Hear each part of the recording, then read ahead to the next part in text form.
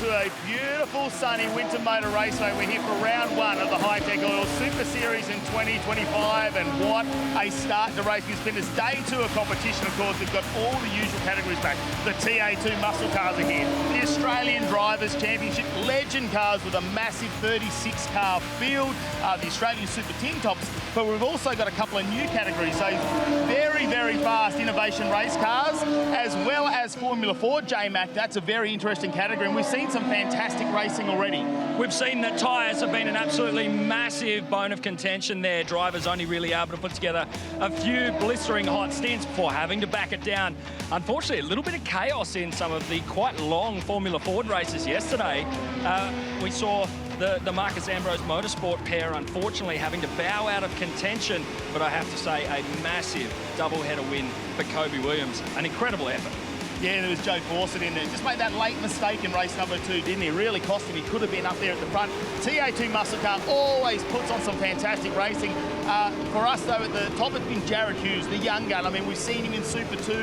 He's really developing his racecraft, but he's come out on a brand new tyre they're using this year, the Goodyear, and really laid down some fantastic laps and been dominant, winning by 7 seconds in the first race and 3 seconds in the second. Yeah, dominance was the word of the day there. We're looking to see if he can back that up. I know there are still teams that have 2 greens left in the tyre rack, so that will come into play throughout the course of today because they have another qualifying session as well as 2 races to go. There was a little bit of carnage as well. At the moment, it's a beautiful 19 degrees and sunny, but today is going to get to 31 degrees out here in the sun. It's probably going to be a lot more down here on the bitumen for you. Yeah, look, I have to say these Ringers Western get-up that they've got us in look spectacular, but black is a funny choice here.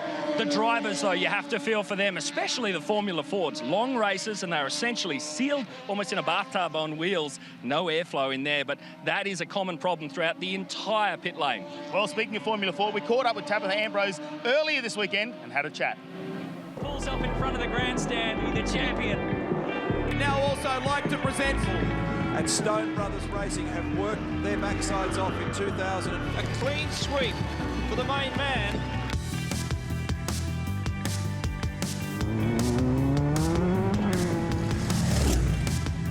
Hi-Tec was on Dad's car before I was even born, 04 and 05, which is pretty cool. So, you know, just being able to look back at the old photos and seeing Hi-Tec and almost seeing a complete replica of my Formula Ford is really exciting.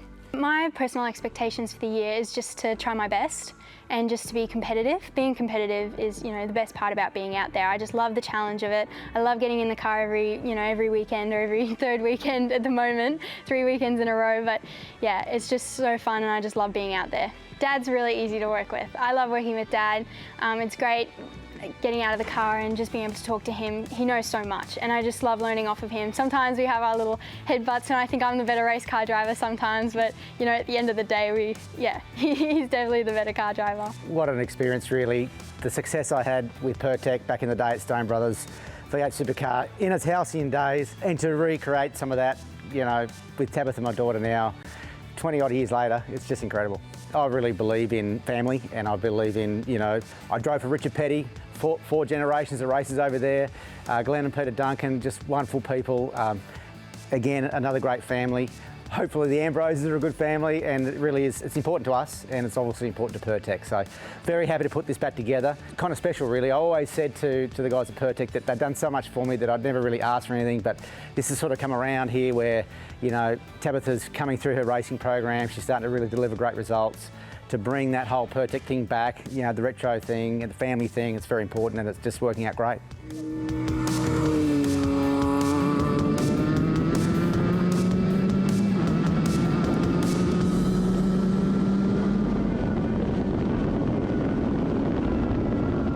Keep rolling all the way past.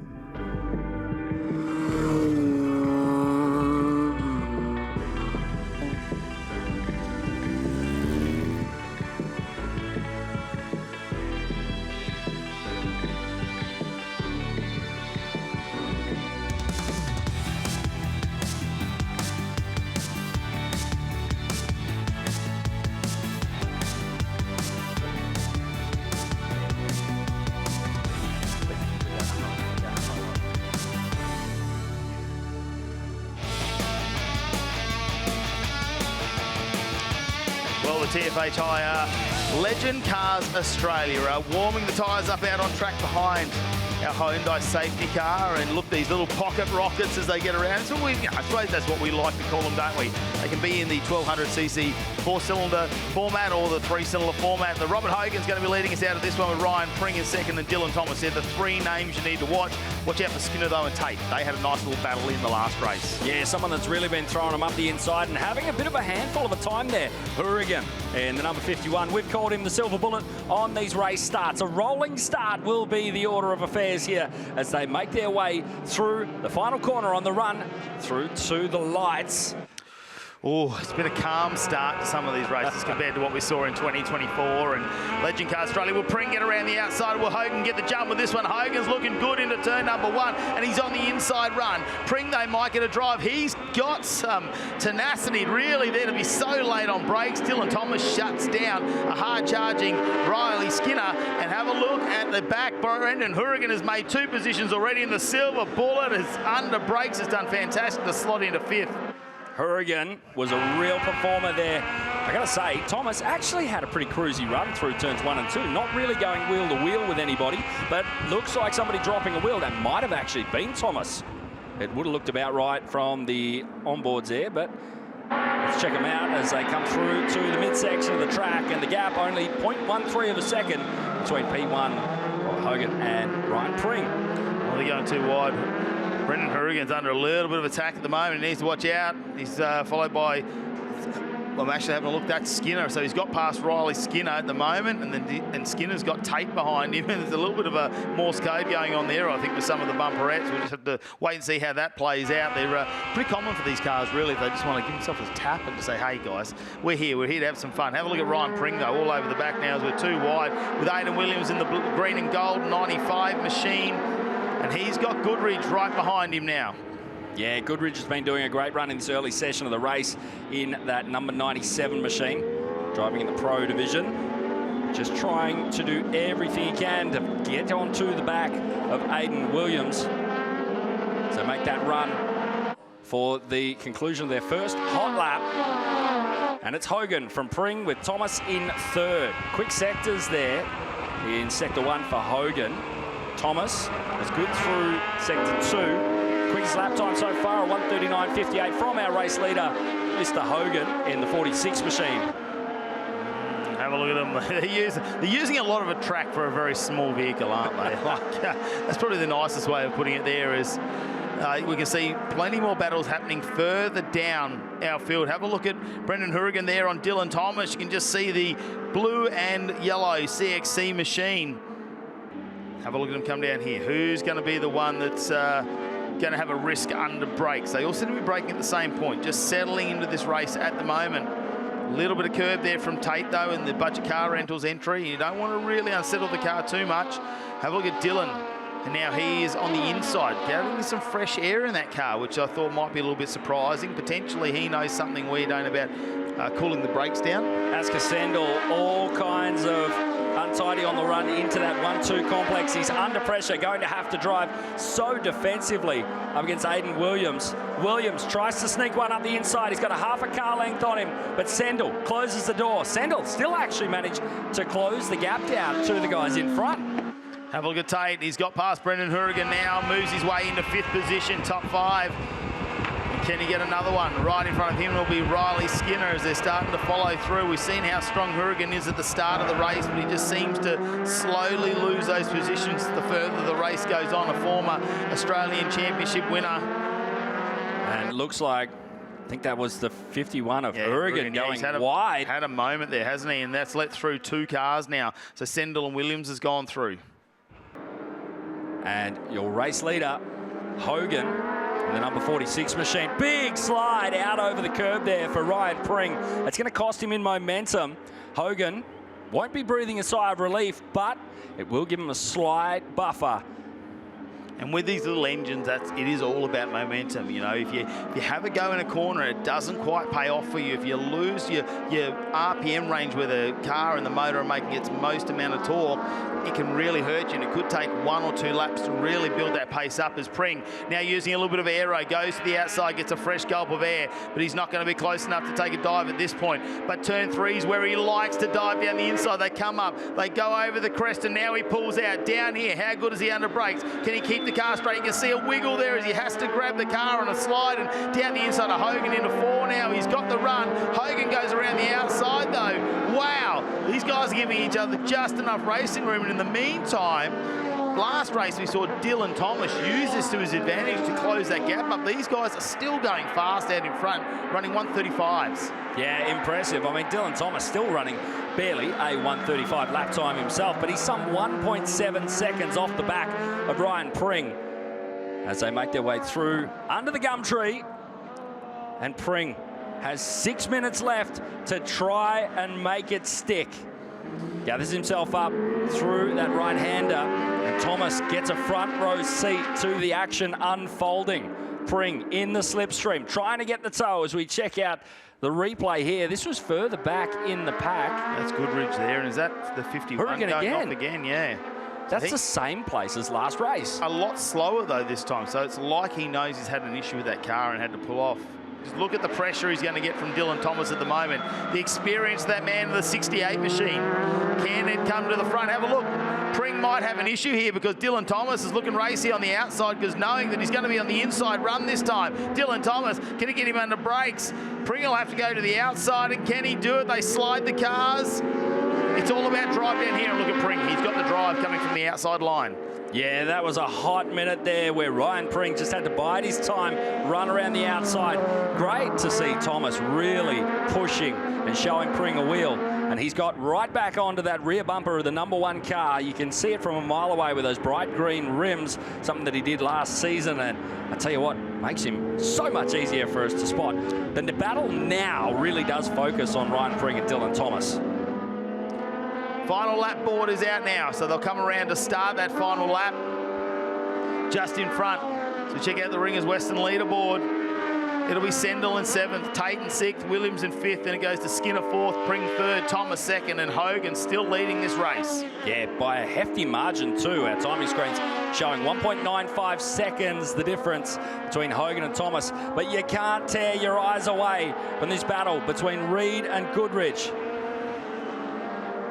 There is nothing in it. You could barely slide a piece of paper between them. It's good close racing. Take a look at some of the times. Pring on another run, trying to get there. Not the fastest in the first sector. Dylan Thomas now is the man to watch, but Hogan leading the race, knowing it's the final lap. He needs to keep his composure. Dylan Thomas has been in lots of these pressure situations. He'll have no drama, bringing the CXC machine home. Hogan clear through turn number 10. There's just a couple more to go. Oh no, and an incident.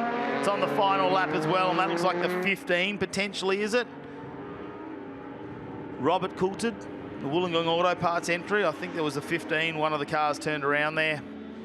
That's unfortunate.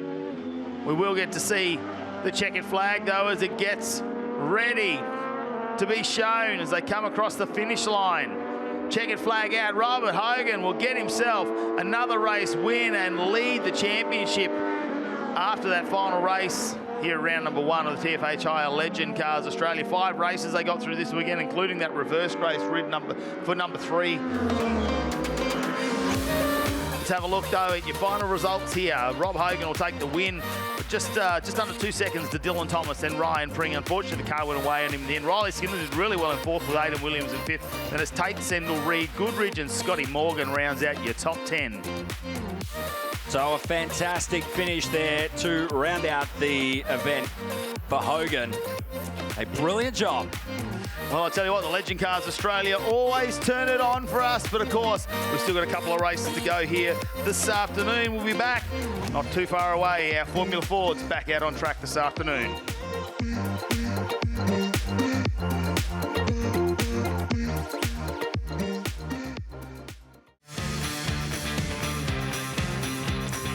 Winton Motor Raceway and day number 2 the Hi-Tec Oil Super Series. The season opener for 2025, first of our 2 stops at this Benalla venue. The Formula Ford Stars and Renegade Series are getting formed up for their final race of the weekend. And a lot went down, particularly in the Formula Ford Stars and Renegade Series. Dan McCarthy alongside me, Matt Nolte, and well, the boys didn't take long to get down to business here in turn number 1. No, certainly didn't. There was a fair bit of drama down in towards the braking zone. Unfortunately, it was the number 14 machine of Jack Johnson who found himself facing backwards, but got back quickly underway. No damage was done to the vehicle. But out in front, it was a tale of 2, not just in this race, but throughout the both of the encounters yesterday. A bit further back, there was some good action in the midfield as well, as the fight up the front intensified.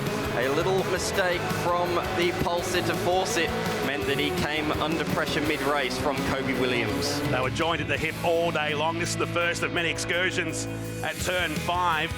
And well done to all the drivers yesterday, because it's a really fast section of the course. And coming to a slow point where cars are turning back in on themselves can cause a lot of issues. This was Will Lowing in the 53 that had a moment down here at turn 10, looped around, but dropped a ton of positions in the process. Yeah, certainly did. There was Kobe Williams making his way by sliding up the inside into turn number 1. It was a great pass, but it was not done yet. Fawcett was right back on his gearbox. There's a brief safety car period when Bellac came to a stop out there on the circuit. And once we got underway, the top 2 pulled away once again, and it was as it was prior to the safety car. That safety car really helped this last sector of the race. It really turned it up as Fawcett went after Williams. The classic short straight move here at Winton Motor Raceway. I thought Williams was getting a bit aggressive on that curve there. I thought, he's going to trip this up one too many times, but he managed to fight back our pole sitter from yesterday. And just 1/10 of a second at the end there, or a car length, give it to the 94 in race number 1 of the weekend. Yeah, very tight for the 3rd position as well, just a 10th between them. It's pretty much copy and paste for race number 2 with Lachlan Everett just showing his nose again, but had to slot back into 3rd. Fortunately though, it was a lot cleaner around the first couple of corners, and we got things underway with no dramas. That was until the sweeper. Lachlan Everett ran a little bit wide and then found himself bush bashing through the paddock and had to make his way back onto the circuit. He rejoined in 3rd, didn't lose a place as he made his way back onto the circuit. Well, Fawcett held back Williams for as long as he could here, attacking the curve there through turn number 1.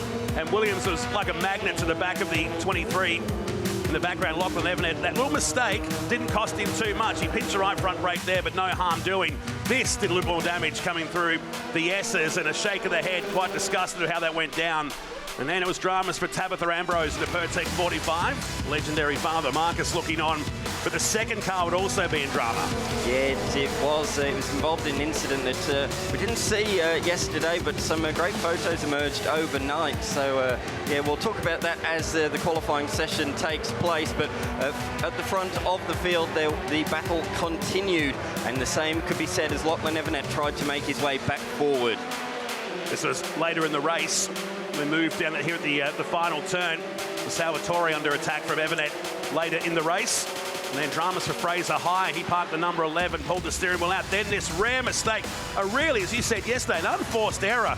We didn't even see a lockup. The car just powered off the track, and that would ultimately wrap up the race for Joey Fawcett down there at turn number 11.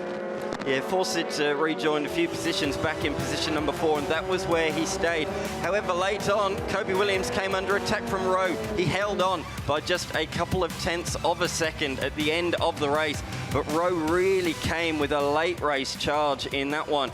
The young Tabitha will start down the field from 13th to the final race today. Kobe Williams and Joseph Fawcett, once again, they'll square off for the final time. Jamie Rowe and Will Lowing on that second row, and the mid-pack was arguably Dan McCarthy. Some of the great racing we've seen so far in 2025, and just is the form guide for what we'll see over the next 8 rounds at the end of today.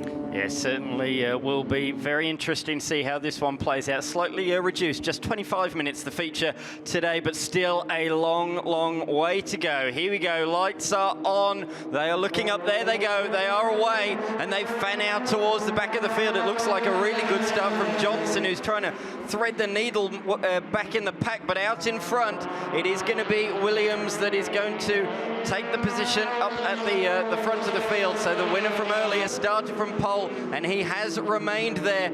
William Lowing is up to second position, Rowe down to position number 4, so a change for third and fourth, and Salvatore slotted in behind as well in 5th. But the front two have broken away, and already Fawcett showing the nose of the black Formula Ford around the back section of the course. No Lachlan evident for this final race. Too much damage with the 88 machine from the earlier contact with Fraser High in race 1 of round 2 earlier today here at Winton Motor Raceway.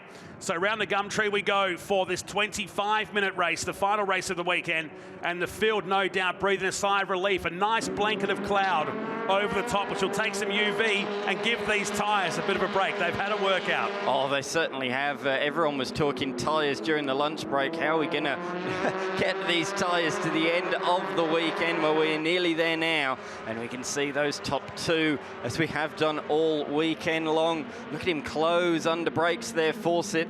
But of course, that is the accordion effect you get. You close up under brakes, but Kobe Williams will pull a little bit of a margin again once they get back onto the power. And those two have gapped the rest of the field by a second on the opening lap of the race. Lowing will be pleased with his start. He's dispatched of Rowe early in this one. It took him several laps to do that last time, and then he did end up losing that position again at the end of the race. So this time, Lowing has clear air in front of him, and those two are ahead. It's those two, the same two, Williams from Fawcett, then Lowing, Rowe, Salvatore across the line at the end of the opening lap. Further down the field, Tabitha Ambrose has made up a couple of positions, notably overtaking Caleb Bellack. Fraser High just ahead in the 11 machine. So up to turn 7 we go in the second lap of the race.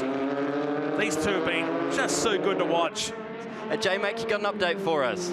Yeah, Lachlan Evanet not able to make it to pre-grid by the allotted time, so was held in pit lane. Unfortunately, this is going to put a damper on his overall position, but he's still out there to try and salvage some points. Meantime, at the front, changed the lead.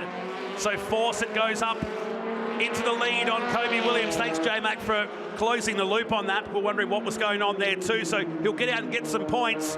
But Fawcett, can he get a win today?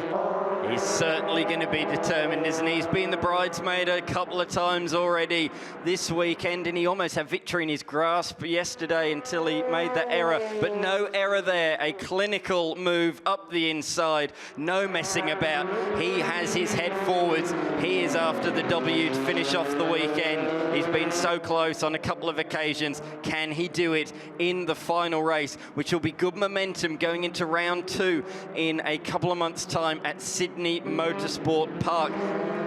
He certainly did. There's been a bit of movement further back though. Look, Rowe was bolted away from Lowing, who's coming under pressure now from Hunter Salvatore. That is a great name to say. That is a racing driver sounding name, Hunter Salvatore, who's doing a great job in the number 16 machine. His first ever weekend in car racing. He's come out of karts and he's doing a blindingly good job out there at the moment, inside the top 5. Oh, this might be the reason why Lowing is so far back. Was there a bump in the middle? So I might have got the side pod in the middle of the turn, and look at the way they bounce through there.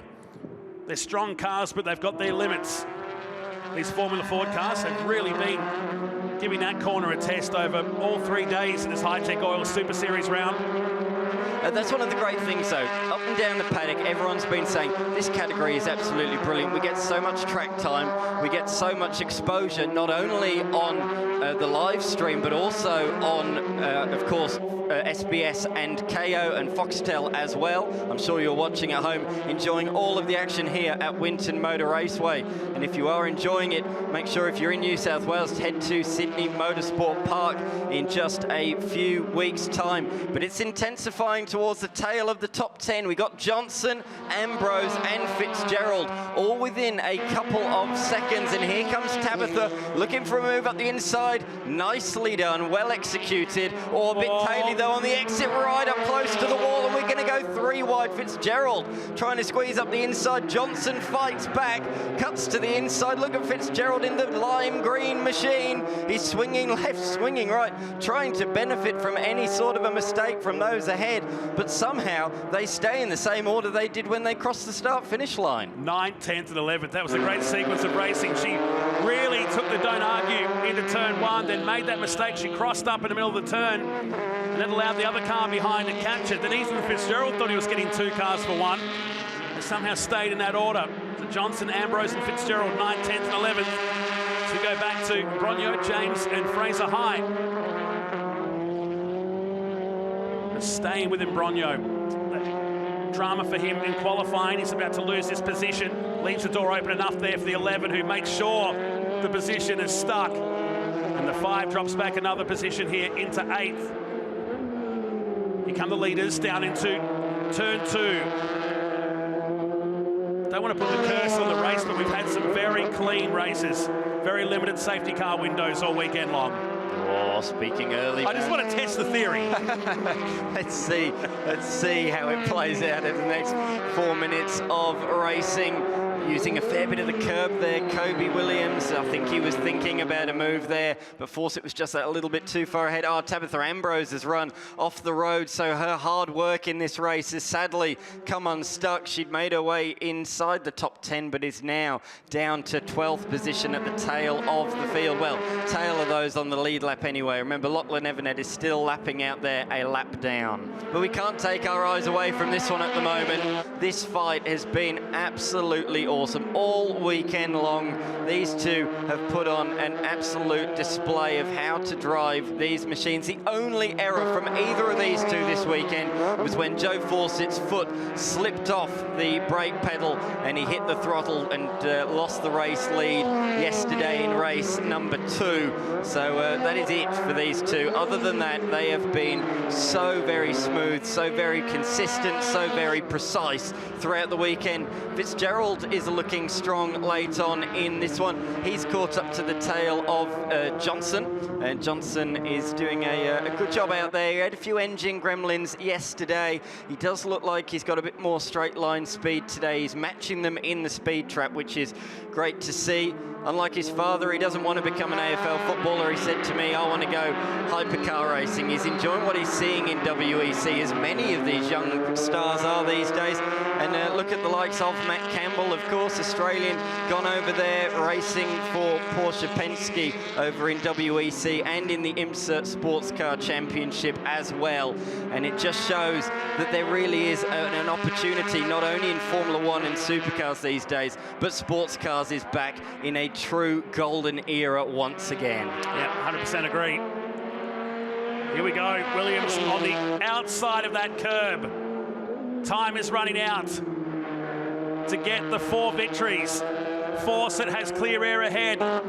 One eye on the mirror and one eye on the track ahead on this, the final lap of the Formula Ford Stars and Renegade Series. It's what's promising to be a fantastic year for this open wheel category, steeped in history. Absolutely. Here they go into the middle sector for the final time of asking. Kobe Williams is now running out of opportunities corner by corner.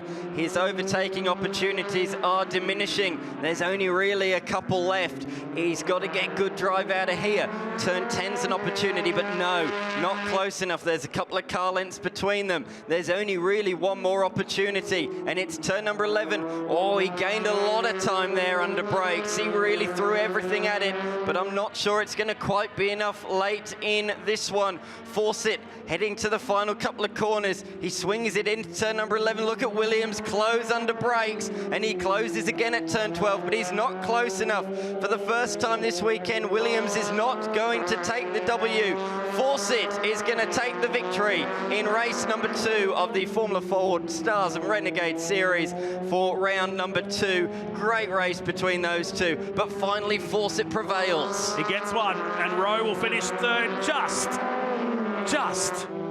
at the finish line there. I mean, everybody will be watching around the nation going, I've got to get involved in that. I mean, they've put on an absolute clinic here this weekend. It's been scintillating action. So with racing like this, the field can only grow going forwards. Absolutely. Confirming the results in the final race of round 2 of 10 in 2025. Fawcett by 3/10. Hey, we kept the consistency with the race finishes, all less than half a second all weekend long. Jamie Rowe third ahead of William Loewen, back to Salvatore. Brad James in 6th. And Fraser High nets a top 7 result. Yeah, beyond that, we had Giuseppe in Rogno and then Johnson, Fitzgerald. Ambrose just outside the top 10 after her late race mistake. She did get back through ahead of Caleb Bellac. They're back in the D-Well victory lane. Let's go down to pit lane. Third in the race, third for the round. Congratulations, Jamie Rowe. Job well done. Thank you very much. Yeah, it was hard fought, very hot out there, and Kobe and Joe were just too fast this weekend, so got to tune it up for next time. It's about to get loud here, but you managed your tyre as well, and these guys only just ahead. Mate, what's your takeaway from this? What needs work? Just myself, really, just learning the tyre and stuff and how to make sure, get the best out of it early on in the race. I struggled with that. I was good late, but just really struggled with the early pace and let them get away and just couldn't really, too far away, couldn't make it up by the end of it, so. Be happy with the result. You have earned it. Well done. Thank you very much. Kobe Williams, P2 in that race. Round win, though. Congratulations. You guys were stuck together with glue that race. Yeah, it was really, really close. Joe was just so fast in the areas I was struggling in, so it was really hard to try to get past, but he drove a really great race, no mistakes, and yeah, well done to those guys. Yeah, he just didn't put a foot wrong or give you any chance at all, did he? No, I tried once and just struggled to get past him, and then that was about it from there, so yeah. Well, fantastic start to the year. Great to have you guys on the calendar, and we can't wait till the next round. Yeah, I'm looking forward to Sydney. It's a strong track of mine, and hopefully we'll go well there. Fantastic. Thank you. Joe Fawcett with a fantastic finish, taking the win in the final race, taking runner-up position for the event. Tell me, it's obviously not how you wanted it to go, but it's still a great result nonetheless. Yeah, I'm super happy with it. I mean, it was good to finally get the result that we wanted in the end there, but I mean, Kobe was really good all weekend. He had us on our toes the whole weekend, so yeah, thank you to him as well. Well done, mate. Thank you. Strong start to the series for that man. Big sip of water, well deserved. And they'll be back at SMP for the next round of Formula Ford Stars and Renegades. We're off to a break. The TA2 muscle cars meet one more time with Feeling at Winton Motor Raceway. We'll be back.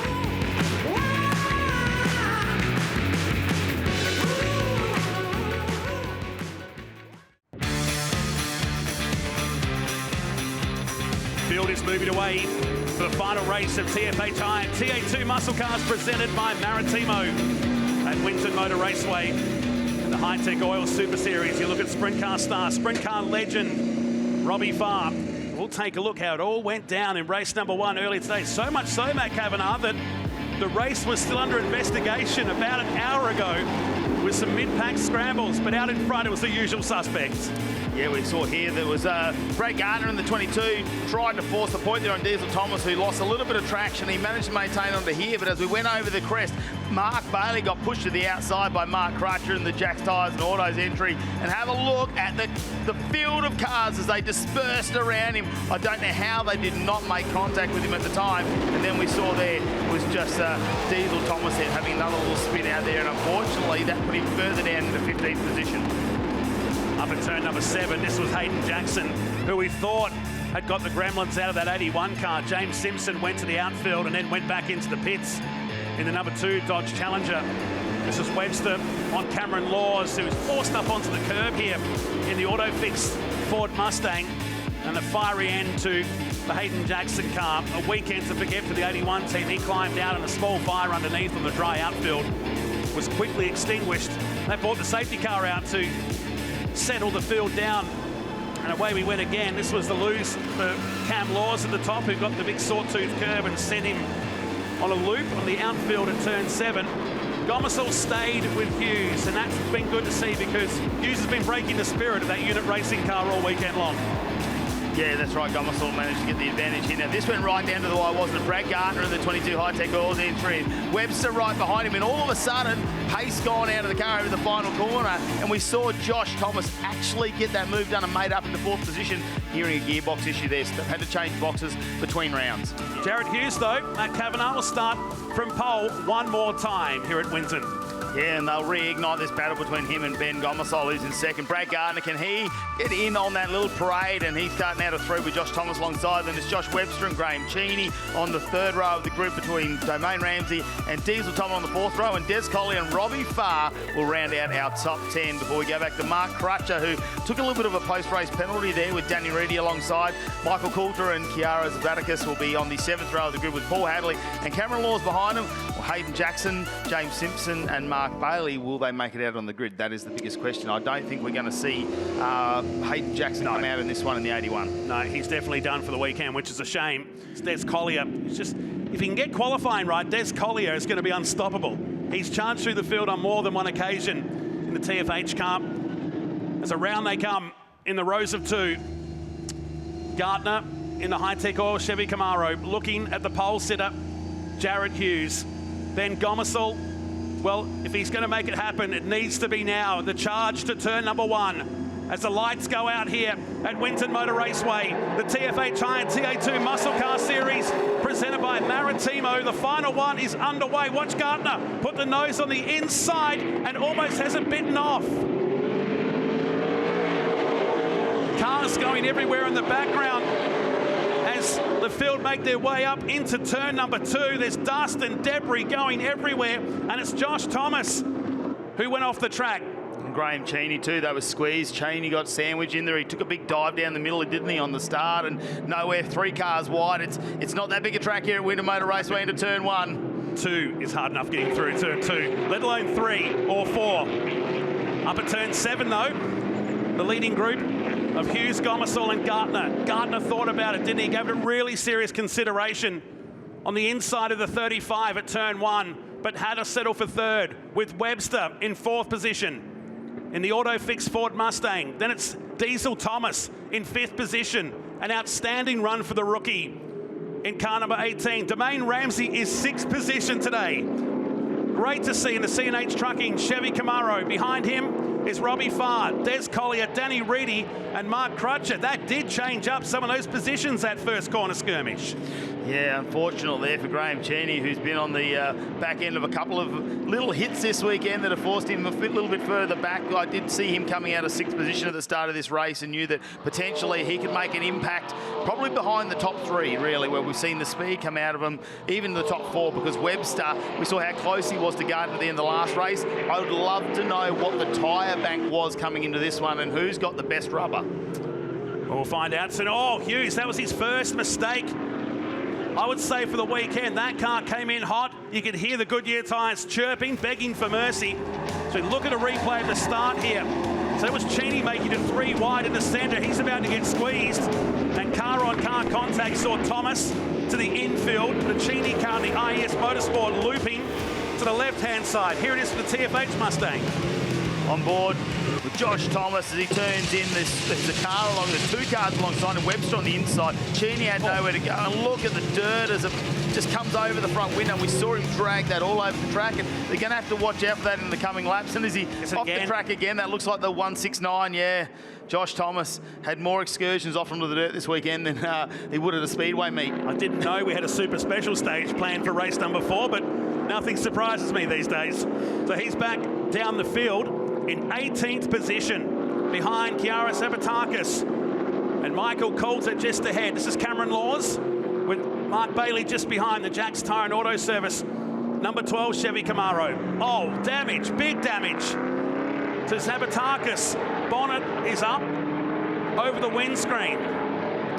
Yeah, very hard to try and get that car back as well. You wouldn't be much vision out of there, just trying to look out the side and follow the track around, but that's probably going to be a retirement from that car. Maybe they can try and pull something out and tape it together. It will not help when it comes to trying getting up positions, but potentially get out there and get a few more points. Let's have a look at a replay of what's happened. Contact with the 169, so that's how it all started. We came back when the 169 was leaving the scene, and Michael Coulter doing the friendly-like thing and making sure his friends are okay up there in car number 11, back in 16th position. So damage to him, and Gomersall coming in hot now in the unit racing car. The Ford Mustang.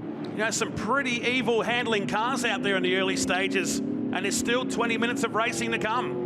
And this is where we haven't seen this brand new tyre at the end of a race meet. They've done lots of testing on these things, lots of laps, but it's when you come under race conditions, you've got 6 tyres that you have to get through for the weekend. And what are you going to do in qualifying? When they go and test them, how often are they doing qualifying laps like we've seen them do here this weekend? And now we've had a 35-degree day yesterday. Today hasn't been much cool on that. And have a look at the damage, though, on Chiara's car. That's extensive, and I doubt we're going to see that one come back out. But well done to get that car back, blinded by that bonnet. So she's got that car back into the lane, and we keep the race green with no safety car. So round turn number 7 they go. Let's go to pit lane. Here's Mel. So Josh Thomas, very, very dirty, busted up number 169. What happened then? Yeah, a bit unfortunate. I got caught up in I got pushed off the track at turn 1, lap 1. So yeah, ended up right at the rear of the field from that, and then was coming back through and went in under brakes at turn 3, and yeah, something just let go. Must have been from coming off, and just threw the car sideways, and unfortunately, yeah, got into Michael, and then obviously Kiara followed up. So bit of an unfortunate end, but hey, it is what it is. That's racing. You've had a little bit of an on-road, off-road kind of a weekend, haven't you? Yeah, I have, honestly, and it's such a shame because I feel like I finally had a good car. Like even when I was coming back through, it felt okay, and then yeah, just let go. So. Well, you've been super fast, so that's good, and we look forward to seeing you next time. Thank you. Cheers. And the 169's day and weekend is done for Josh Thomas. It certainly showed the car has got pace. But watching on from pit lane with 15.5 minutes remaining. Meantime, the mid-pack scramble, as we like to call this one now, with Ramsey, Crutcher, Laws and Collier, who makes the move down the inside of the rookie. Oh, he's taken a big bite of the curb, and that'll send him across the other side and back behind the 29. He might just lose another one, because here comes Mark Bailey in the number 12 Chevy Camaro. Crutcher on Ramsey and goes around. Oh, that's not what he wants after the day he's had as well. Robbie Farr, a bit early in that, just got past the main Ramsey, so he's starting to open up a little bit of a gap too. Look at that Crutcher though, he returns to the race. He's only lost a few positions. Let's have a look at this one though. Des Collier come in hot into turn 1, didn't he? Just couldn't quite pull the car up. You see Cameron Laws will just get that position back. Now this is Crutcher down the inside on turn number 3 on Domain Ramsey. Might have just been a couple of panels coming together there. I don't think there's anything too much in that one, unfortunately, pushing him back a few positions there. And now his teammate Graham Cheney not too far behind on the IES Motorsport machine. McGartner making his Hi-Tec oil Chevy Camaro as wide as possible, the South Australian, who runs in 3rd position. I think you'd almost call this his home track though. He does a lot of the Winton 300s here and other sports. HQ racing as well. I know he's come down and done a little bit of that here at Winton Motor Raceway. We see a little bit of tyre smoke there. Might have just grabbed a break there for the Gartner 22 machine. He's going to have to watch out. Webster was looking very, very quick at the end of the last race. Probably a lucky moment there with gearbox issues. You see him starting to streak away now, Gartner. Got a good run out of that final corner. Looking strong through this section. Needs to keep it clean, not too much curb.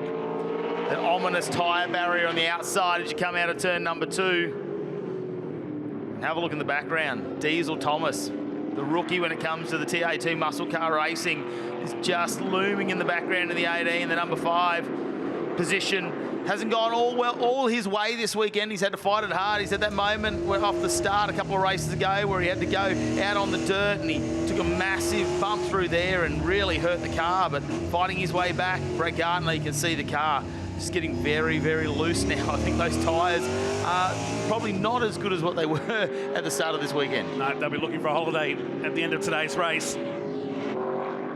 We just can't take our eyes off this battle for 3rd position at the moment. Got 2 4th places yesterday. Brett Gardner managed to get that 3rd in the earlier race today. Definitely been finding some pace on these new tyres this weekend. It's a brand new chassis under the car. Basically only took the gearbox and motor out of what was basically a wreck after the Adelaide race last year, the Adelaide 500, and rebuilt this car. And I suppose drivers come in, and if the car doesn't quite feel right on the new tyre, they could blame the chassis setup and things like that. So they just need to feel comfortable in the car. Hasn't done a lot of laps either as well in the off-season.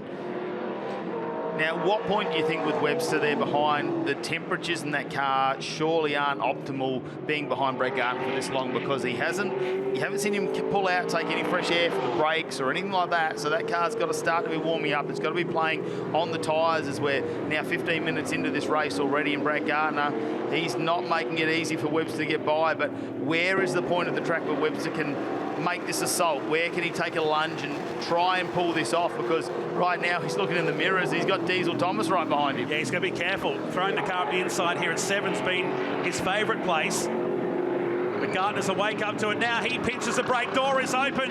And just as he say that, Gardner pinches the brake, and that allows Webster to make the move. Gardner trying to hang on for dear life on the inside of the Gumtree. Now it's come to life. The mistake was forced. Gardner was watching to see what Webster would do. He knows he puts the car up there on more than one occasion, and now puts Webster up into position 3 and gets himself onto the podium with that move. Let's have another look at this overtake. You're right, Brett Gardner being a little bit defensive, grabs a brake, unfortunately locks the front tyre up. Webster goes through, almost lets Diesel Thomas into the mix here. He's not going to give it away too easily there. If he could have put the nose in, I think he would have got up the inside, Brett Gardner, but without that drive, that moment you've had, you just don't have the pace. Now have a look at Diesel Thomas. He is now covering the windows of the Hi-Tec Oils 22. Can he hold him back? I wonder if he's hurt that tyre enough with that lockup. It was significant at turn 7, but it's let Webster off the hook. And that's 7th, 8th, 9th and 10th. And he's got damage on the front right too, the CNH truck. Oh, change at the front. So it's on. There must have been a mistake because that was 3 seconds a moment ago. And Gomersall goes to the lead. So was there a mistake from Hughes? It was 3 seconds when we last looked at the timing screen. And Gomersall goes to the lead in the final minute of this race. What did we just say? Don't take your eyes off it. Have a look at the speed he's got too. It's like we've let him off the leash at the moment. Gomersall already opened up 0.3 of a second on Hughes, and you'd think that tyres are just done at the moment. They are protesting. They'll be cheering as they go across the finish line shortly, just saying, yes, my weekend is done. Well, for 2 of you, you've got to back it up for the next round. You've got to take 2 in there. Yeah, exactly. Wow, I'd like to know how this all played out, but nonetheless, the unit racing car that's prepared by TFH Racing heading down the back straight. A game-changing moment in the closing minutes of the race. Closing minute of the race, we should say. He's waited all weekend long. Hi-Tec Oils replay showing us. And coming up the short straight here, just caught him. But how did the 3 seconds disappear that quick? Is Hughes in trouble, maybe? We saw that slight oil leak from his gearbox earlier in the weekend. There's little puffs of smoke yesterday and was just a seal. But, you know, sometimes linkages in these cars and everything. Look at him sliding the car around. And he's cruising. I wonder if he's stuck in gear. Yeah, we have seen it when they jam linkages in these gearboxes as well. It seems very much like that. The final lap of the race, and he needs to limp that car around. Lucky with a 13-second margin back to Webster, who's in 3rd position. But for Ben Gomersall, pole position earlier today has got him to the race lead. This car is limping around on the final lap. For Jared Hughes and what was looking to be 4 straight victories, it's not going to happen. Gomersall with a handful of turns and Webster off. A podium position goes and the Autofix Ford Mustang off the track and out of the race. Brett Gardner, as he pulled a rabbit out of the hat, the magic man will get back on the podium. He's done that now. There's got to be more. Just when I thought the race was closing down, we were ready to say podium set, it's not. And Gomersall has 1 turn remaining on what's been a fairy tale weekend. Pole position earlier today and heading towards the line. Claps and applause from the pit wall.